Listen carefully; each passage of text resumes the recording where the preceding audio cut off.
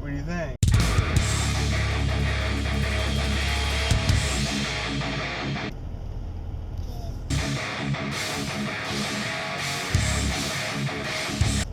Good.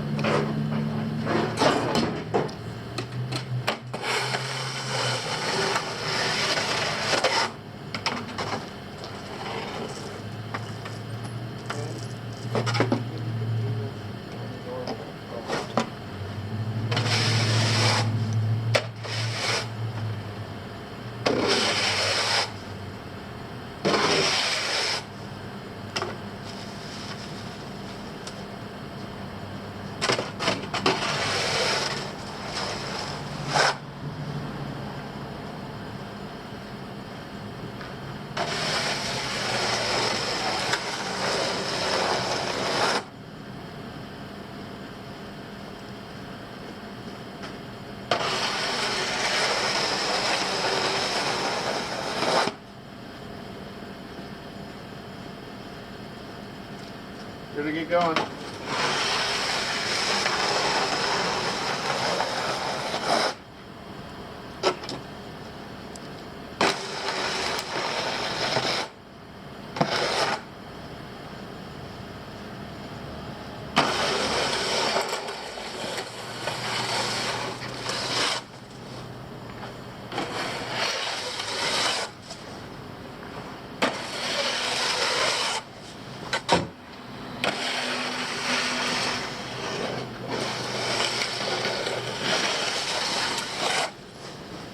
Did you say bye to Grandpa? Yeah. Bye, Grandpa.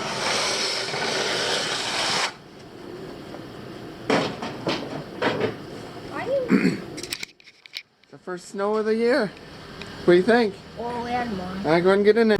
Good morning, everybody. It's Wednesday, December 11, 2019, and we're headed to work and school for the day. Grant's going to be going over by his mommy salamis for 5 days, and we had an awesome 5 days together. Just Grant and I and Grandma and Grandpa and Nikki. We got to go see Santa last night at the library, and we're getting our first crazy snowstorm. I'm just sliding through this intersection here. Yeah, we weren't really expecting this. It's really, really cold. It's only 19 degrees out, so kind of weird. Really, really, really light, fluffy snow. So yeah, let's make it a good day today. All right, so I don't know what's going on, but like I've been having like a little bit of like pain or discomfort, like right here on my throat. I don't know what that is. I tried looking it up. I don't know if that's like some sort of like a lymph node or something. But like last night in the middle of the night when I was touching it, I was getting an actual pain. And I've been having like orbital pressure and stuff. So I'm guessing it's some sort of sinus drainage or something. And maybe it's a little inflamed or something like that. Even like the back of my teeth and stuff hurt a little bit. So could be the onset of an ear infection. I really hope not. I get so miserable when I get ear infections. It's just like, it's nasty. Headed into work, and yesterday I played with the virtual host a little bit, and I couldn't get it to do what I wanted to do. So I loaded a Windows 7 image up, I installed it, updated it, all that stuff. Learned about how to dedicate a copper physical NIC port to it. Kind of cool. There's within the software itself, or the host software, you have to create a virtual switch, and then from there you can assign the ports to different resources and stuff like that, and I think you can link them and bond them and do all kinds of cool shit. So it's kind of fun.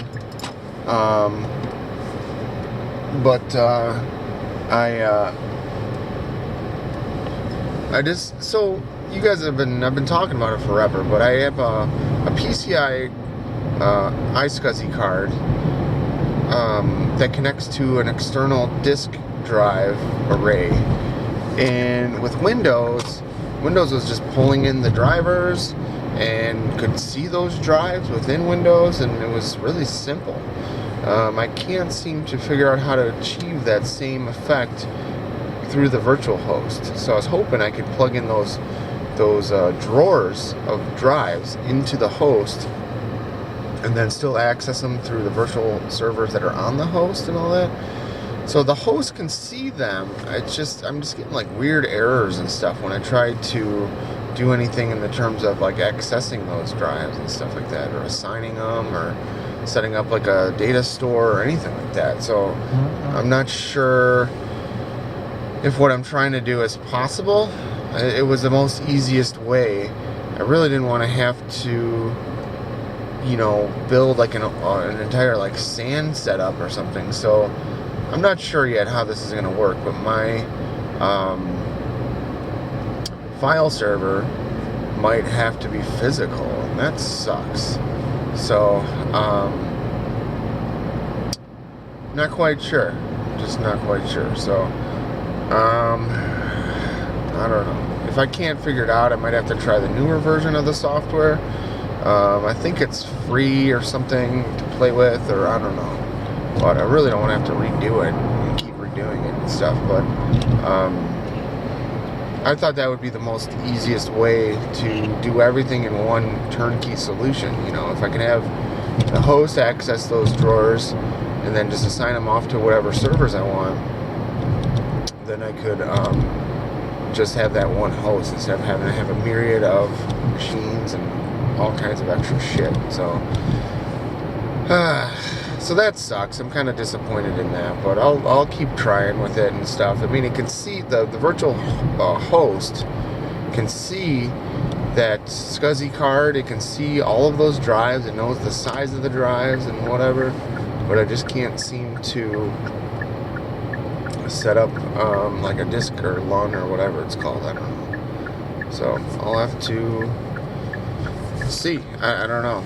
The way it works is most people have a SAN server, and then they just point that shit to that other server, not the not doing it local. I guess I don't know. I'm not sure. I gotta keep playing with that. So today I'm also gonna try.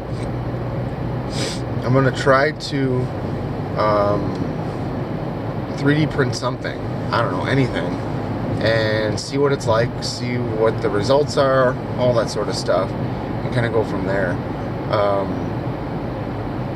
If it works out well, I'm gonna buy a couple things. I'm gonna probably buy some more filament, and I'm gonna buy some more.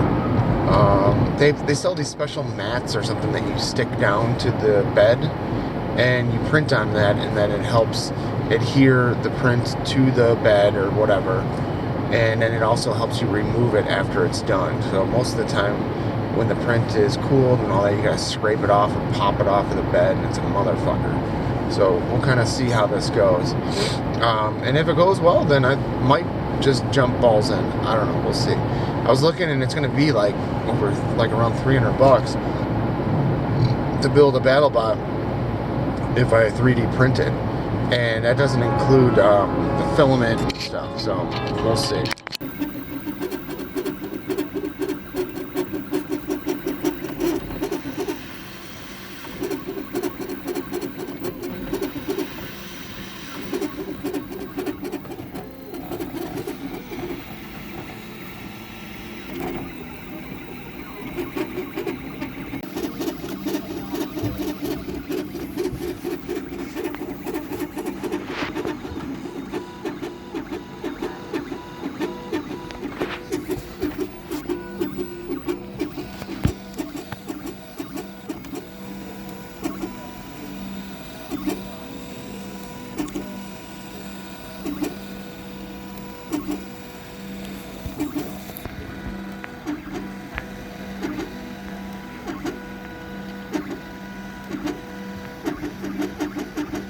Alright guys, it's official.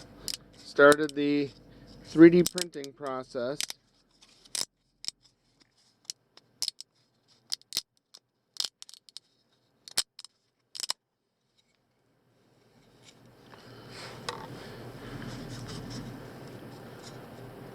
Interesting. Very cool. There you have it. Whoops. Alright guys, what do you think? So this is, I guess, gonna be a little bit of a proof of concept, I suppose. Trying to find the cheapest way to build a Beetle BattleBot the way I want to build it. So I really like the beater design. If you follow the real BattleBot, it's kind of more of like a Minotaur design. And I came across online files that show, or that allow you to 3D print them. So we have a 3D printer at work. I do have a couple clips that I shot from earlier today at work while it was printing of the printer in progress. If I remember, I'll hopefully try to thread them into today's vlog. But kind of cool. I'm excited, you know. So this bot's name is called Munchkin, and it seems to be working well in terms of printing it. This is my first time kind of ever doing something like this, and I think we're okay. It's kind of a learning process. It's not too bad. I ended up using painter's tape on top of the bed for adhesion, meaning that the first layer of PLA plastic, I want it to adhere better to the bed. So if you don't use anything on the bed, you kind of have the run the risk of it separating or pulling or bubbling or whatever. It's probably not going to show up, but the moon is straight ahead of me. This is cool looking, man. Let me see. Let's see, where did it go? It's behind the sign. Pretty soon it'll be behind the truck. Yep. So, so I printed 4 things today. I printed 2 halves of the beater bar. It's kind of like a clamshell design, I guess you could call it, where it clamps, you know, there's 2 halves and they clamp around a bar. So that's cool. So that, yeah, so that was 2 halves. Each one took about an hour and 45 minutes. Then I printed a lid. It's just kind of like or it's called like a cover or something like that. And it was kind of smaller, and that's what has the name Munchkin on it. But I was having an issue with the tape bubbling and stuff, so that didn't turn out quite so well. And then I printed the piece that I just kind of showed you. That's the one of the sidebars. So it worked out pretty